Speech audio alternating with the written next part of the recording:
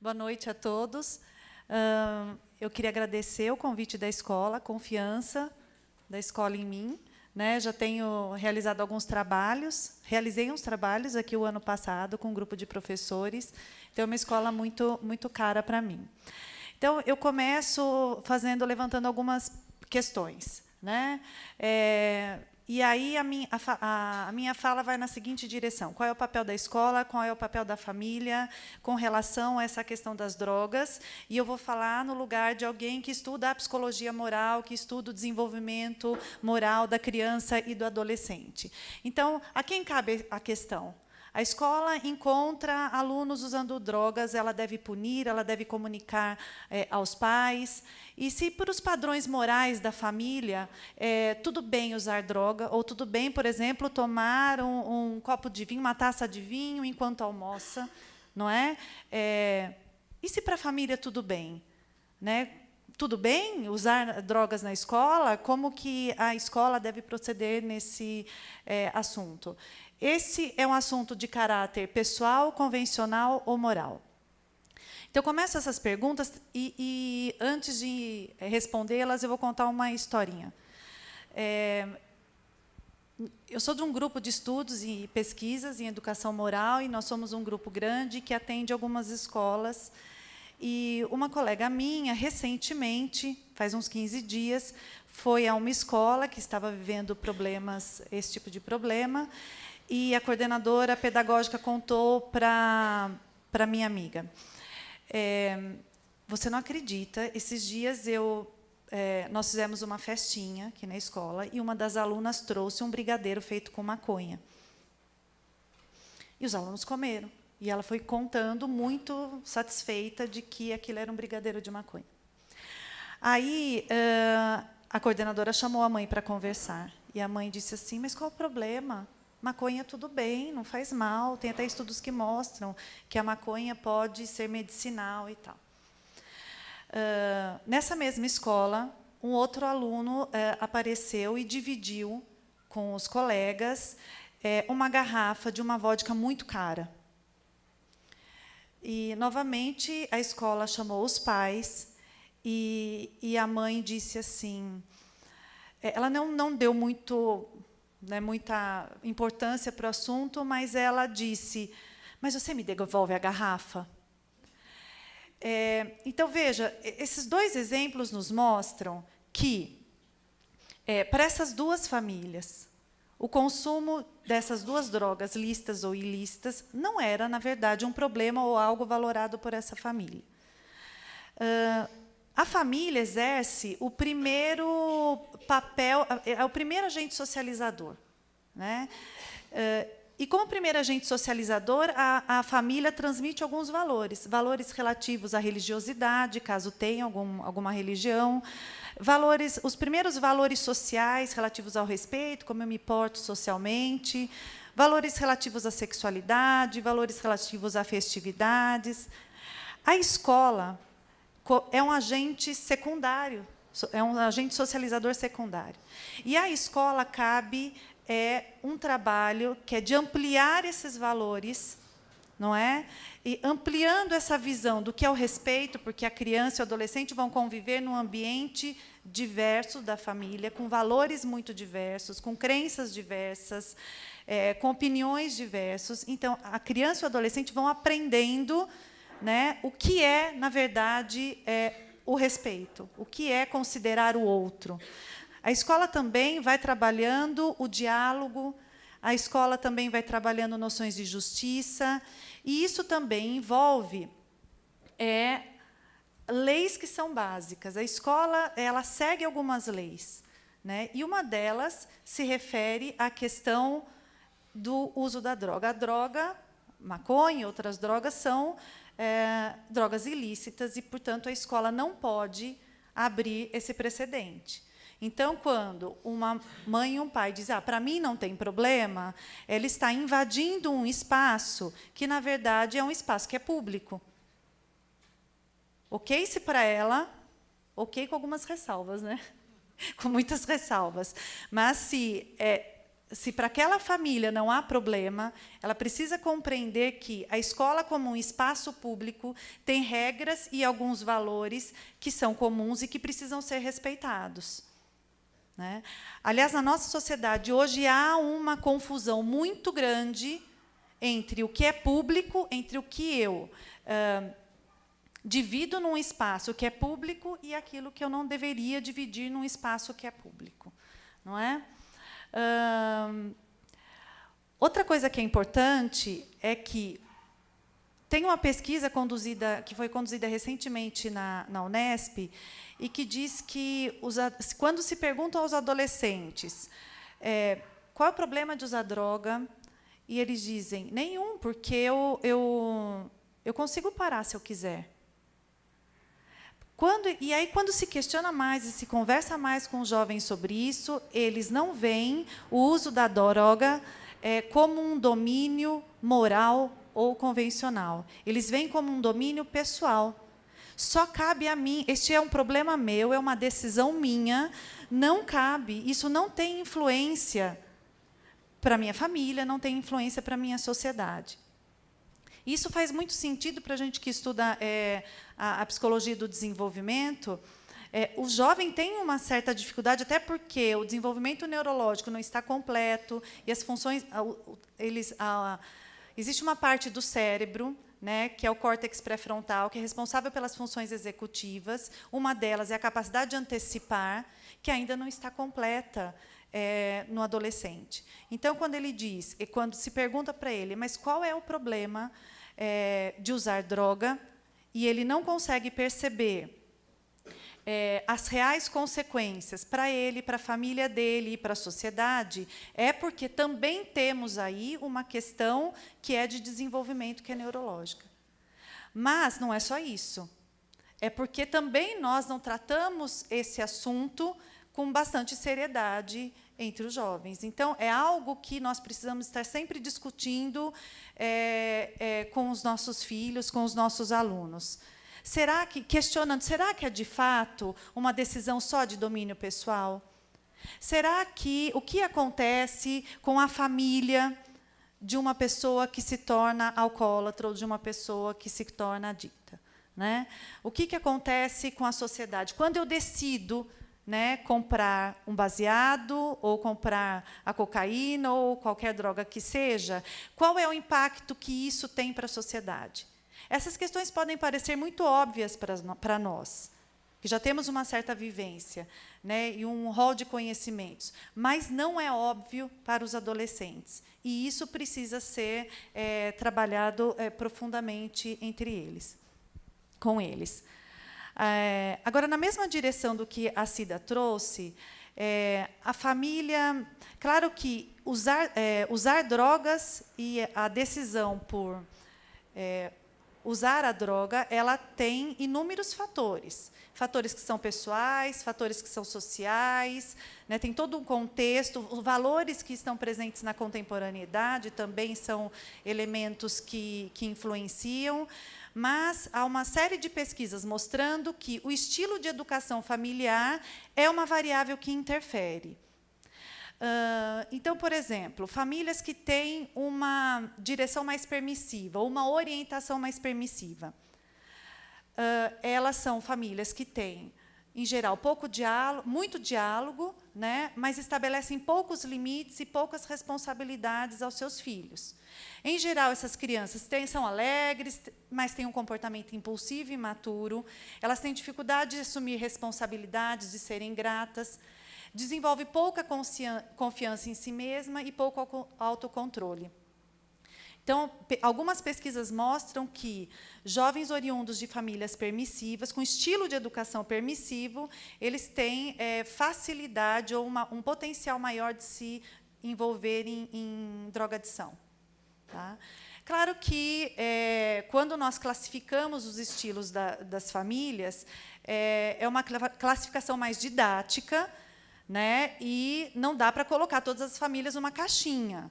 Então, nós podemos ser negligentes em algumas situações, mas ter um estilo democrático e elucidativo na maioria das vezes. ok?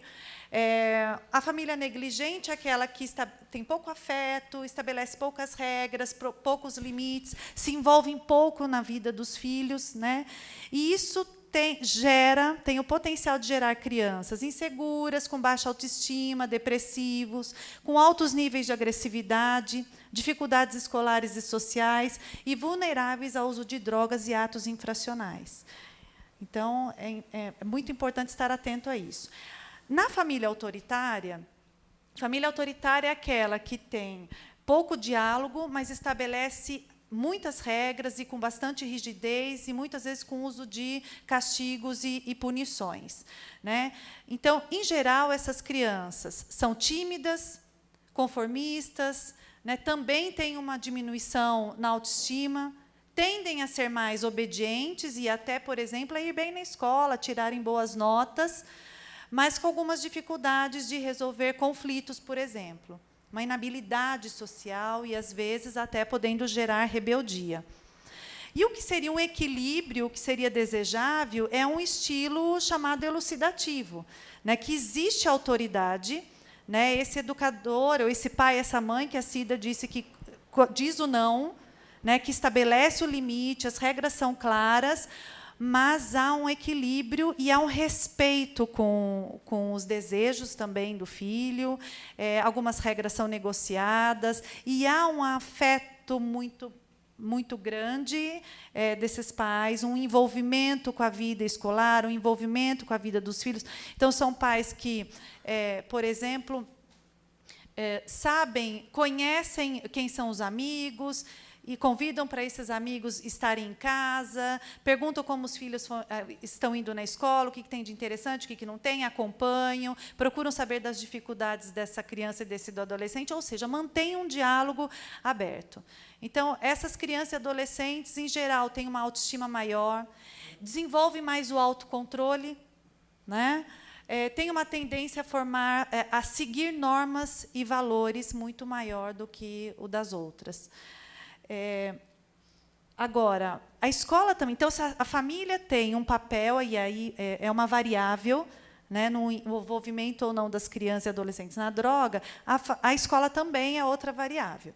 Então, tem algumas pesquisas mostrando que a escola que tem um clima escolar positivo, que os jovens também percebem que as regras são claras, que elas são justas, que há sanções que são presentes, que há limites claros, mas que tem uma afetividade muito presente entre os educadores, que eles veem sentido na aprendizagem, há um envolvimento menor dos adolescentes em escolas que têm um clima escolar positivo, né?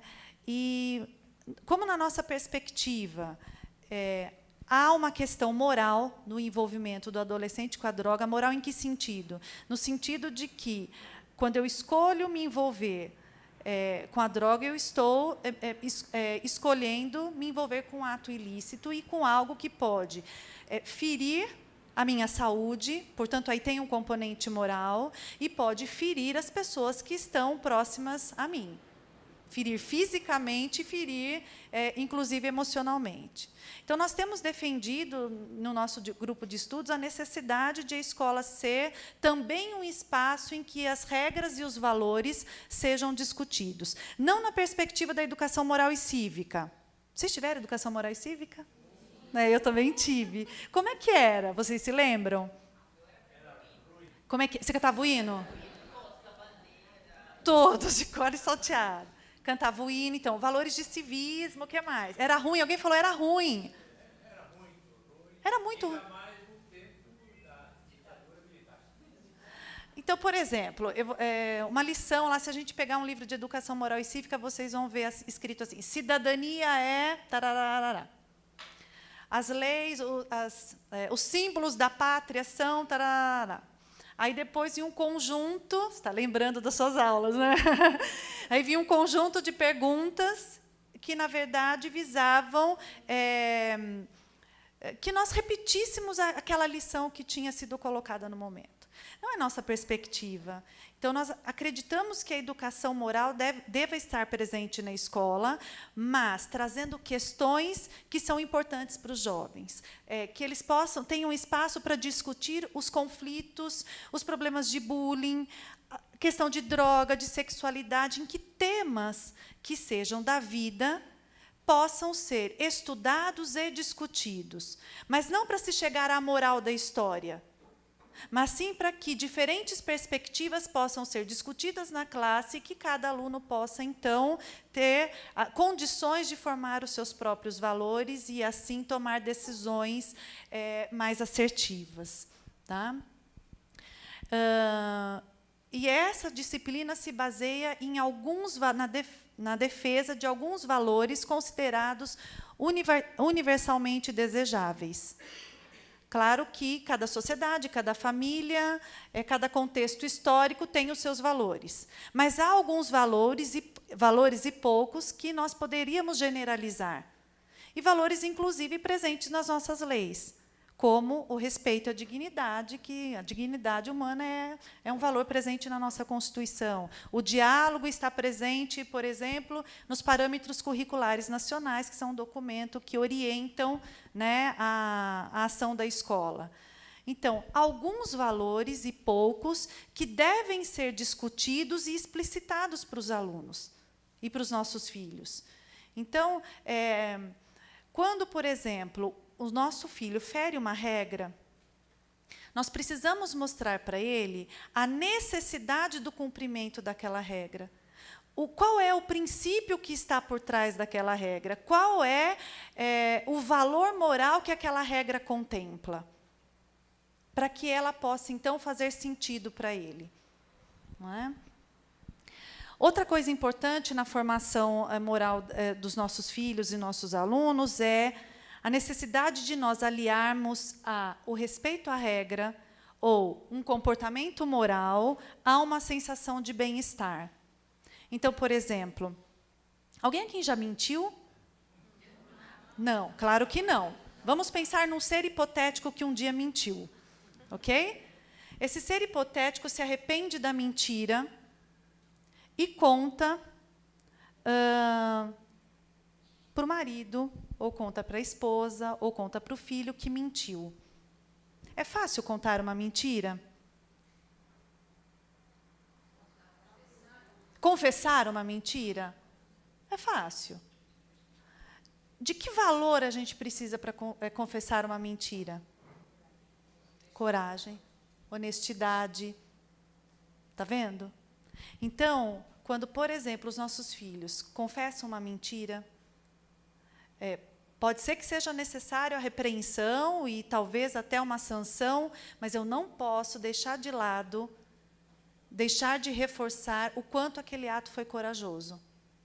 Quando os nossos filhos, por exemplo, chegam em casa contando que ele defendeu um amigo que foi vítima de bullying, pode ser que vocês fiquem assustados. Filho, não se meta em confusão, pelo amor de Deus. Pode ser que venha esse sentimento, não é? Mas tem aí um conteúdo moral que nós precisamos ressaltar. E qual é? A justiça. Que bom, filho, defender um colega nem sempre é fácil, porque muitas vezes nós vamos contra um grupo todo. Então, isso exigiu de você coragem e também, nessa situação, você fez justiça.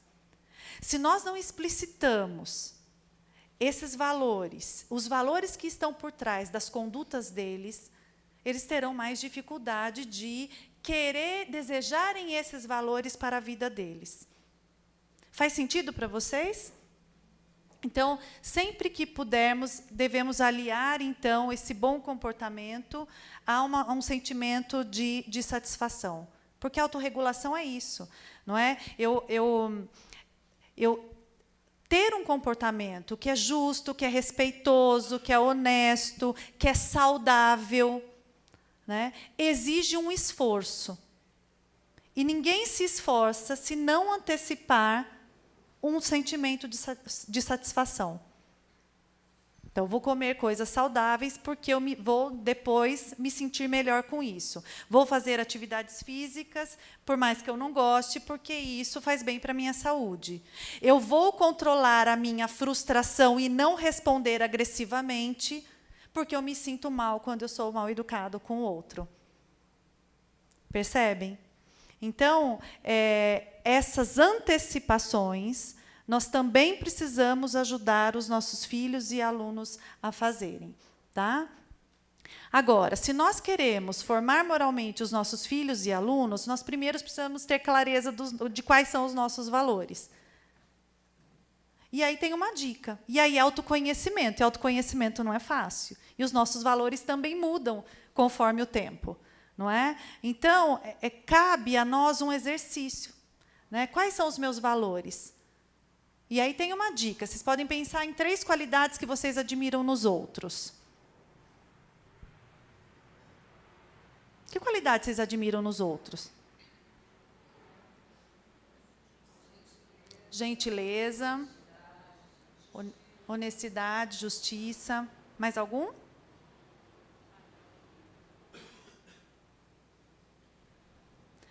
E 3 qualidades que vocês admiram em vocês?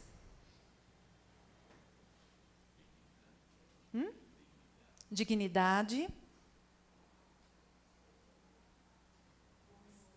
Bom humor.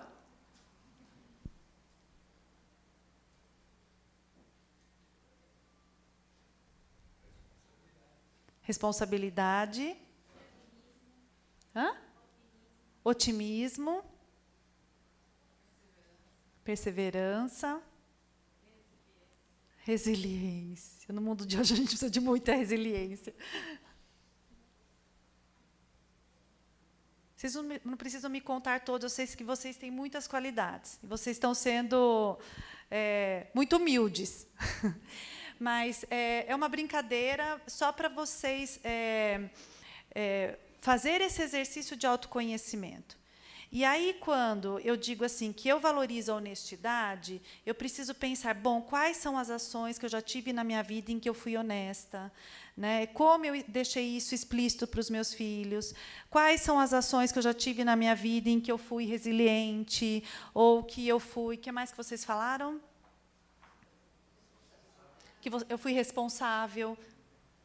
Então, isto é um exercício, esse autoconhecimento é muito importante porque as nossas ações elas são conduzidas, estão permeadas por esses valores. E quando a Cida, então, trouxe a importância do exemplo, era disso também que ela estava falando, não é, Cida? De que os valores guiam a nossa conduta. Às vezes, nós damos uma lição de moral nos nossos filhos e esquecemos de qual é o valor que nós estamos realmente transmitindo para eles. Uma vez eu estava almoçando num restaurante que ele era uma fazendinha, um lugar aberto, assim, e eu tenho uma filha pequenininha. E a minha filha estava brincando lá com os bichinhos e passando a mão na cabeça da ovelha, e algo que é muito forte para a gente, que toda a vida tem que ser respeitada. Né? E... Tanto que, se cair uma formiga na piscina, ela vai lá e salva. Chega até um certo exagero, tá certo? Mas aí havia uma outra criança assustando a ovelha. E a mãe estava presente no celular. Tá certo? Presente no celular. E ela viu e não fez nada. Não fazer nada é fazer alguma coisa, correto? Então, qual é o valor que ela comunica para esse filho? Que tudo bem, não pode. Então, que o valor, a vida é meio que relativo. Então, é a vida da ovelha, porque qual a importância de a ovelha sendo importunada? Nenhuma, não é? Então, são pequenas coisas que nós vamos transmitindo aos nossos filhos, não é? E que vão contribuindo ou não para a formação desses valores. Então, vejam, outra forma de transmitir esses valores é por meio dos elogios e críticas que fazemos a eles. Então, vocês elogiam muito quando o filho tem um bom desempenho, por exemplo, ele é escolhido para ser o zagueiro, ou quando a filha é colocada na primeira fila do balé?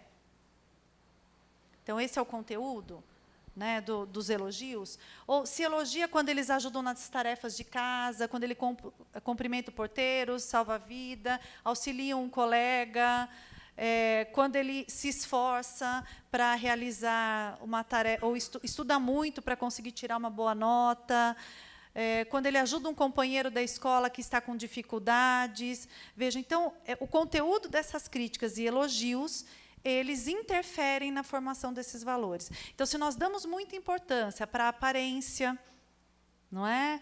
Para a roupa que está vestindo, ou que está magro, ou está gordo, ou enfim, isso vai transmitindo valores para essas crianças.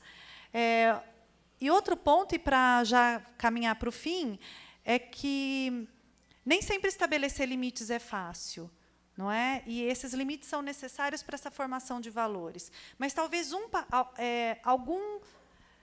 isso pode servir de parâmetro para vocês. Algumas regras não são negociáveis. Não quer dizer que elas não devem ser discutidas, explicadas, refletidas com os nossos filhos e alunos. Por exemplo, regras que envolvem segurança. Elas não são negociáveis. Por que não são negociáveis?